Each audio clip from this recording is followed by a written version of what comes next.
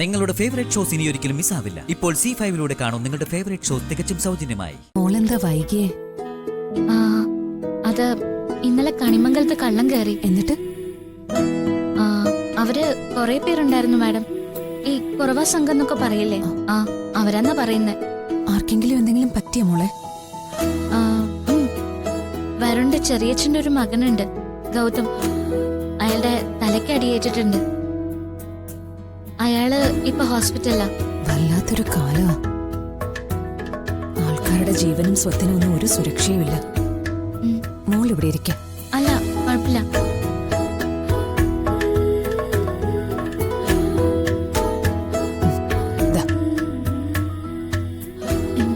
ഇതെന്താ? തുറന്ന് നോക്കിക്കൂടെ?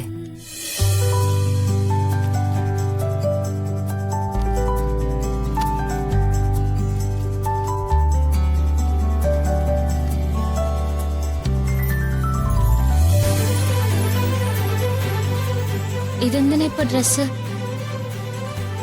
എന്തെങ്കിലും വിശേഷമുണ്ടോ? അമ്മമാര് മക്കൾക്ക് ഡ്രസ് എടുക്കുന്നത് എന്തെങ്കിലും വിശേഷം ഉണ്ടാകുമ്പോൾ മാത്രമാണ്. എനിക്ക് തോന്നി, ഞാൻ എടുത്തു.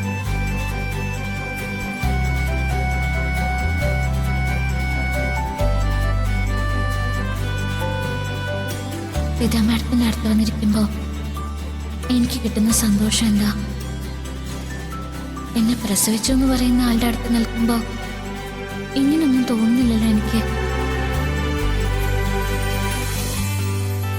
മോളെന്താ ആലോചിക്കുന്നത്? ഒന്നുമില്ല.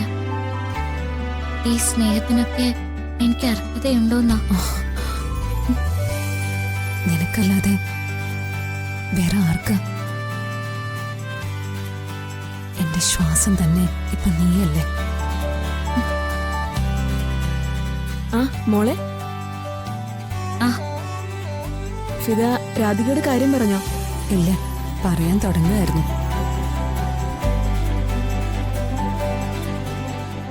നമ്മളൊരു വലിയ മ്യൂസിക് ഡാൻസ് ഇവന്റ് സംഘടിപ്പിക്കുന്നു.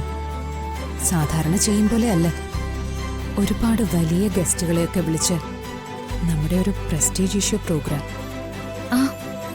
അത് നല്ല കാര്യം മാഡം. കാര്യമൊക്കെ നല്ലത് തന്നെയാ. ടോട്ടൽ പ്രോഗ്രാമിന്റെ ചാർജ് രാധയ്ക്കാട്ടോ. അയ്യോ, എനിക്കോ? ഇത്രയും വലിയ പ്രോഗ്രാം ഒക്കെ ഞാനിങ്ങനെ ചെയ്യുന്ന? ഒറ്റയ്ക്ക് ചെയ്യണമെന്ന് ആരും പറഞ്ഞില്ലല്ലോ.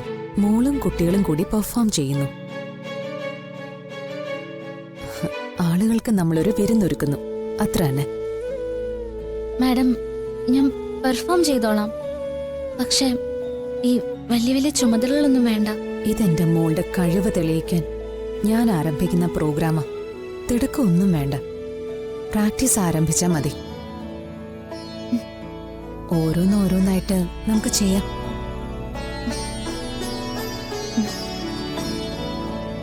നിങ്ങൾ അമ്മയും മോളും കൂടി ഒരു കാര്യം തീരുമാനിച്ചാല് അത് ഭംഗിയായിട്ട് നടന്നോളും. അതെനിക്ക് ഉറപ്പാ. ഉറങ്ങിക്കിടക്കുന്ന കഴിവുകൾ ആരും അറിയില്ല.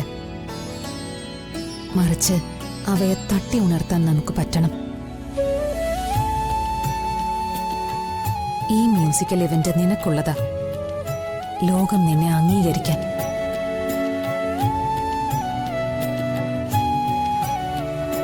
ഡൗൺലോഡ് ചെയ്യൂ C5 ആപ്പ്. കാണൂ എല്ലാ എപ്പിസോഡുകളും സൗജന്യമായി.